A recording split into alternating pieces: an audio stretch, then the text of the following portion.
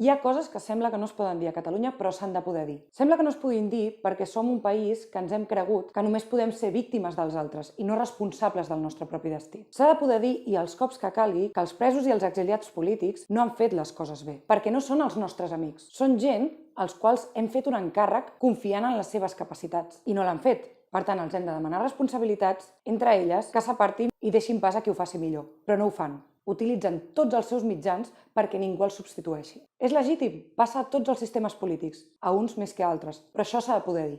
No han fet les coses bé perquè només hi ha una forma de fer la independència i tothom sap quina és, perquè no hem descobert la roda. Tots els països amb un estat en contra l'han fet així. Es declara la independència, es baixa la bandera espanyola perquè ni tan sols van arribar a baixar la bandera espanyola, que era un fet simbòlic.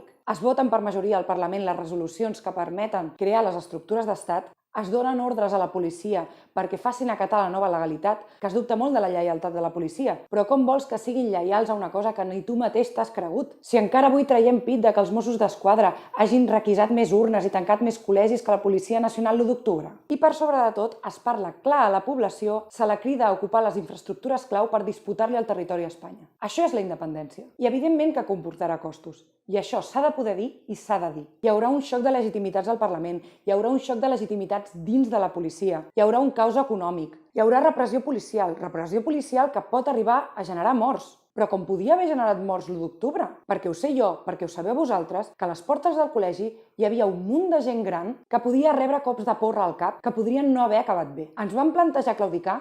No. Per què? Perquè no volíem perdre. I és així com es fan les independències, generant un conflicte tan gros i tan sostingut en el temps que a l'altra part li surti més costós intentar fer-te desistir de la independència que acceptar-la. És com si tu dediques la teva vida a fer-li impossible la vida a algú i no ho aconsegueixes. Al final, no et surt a compte. I no hi ha res que es pugui preparar. Aquí pagarem els impostos mentrestant. Quins suports tindrem? La independència no es resol en clau tècnica, es resol en clau de l'interès que existeixi a l'altra part d'evitar el caos. Primer et disputes un territori i quan el guanyes comences amb la resta.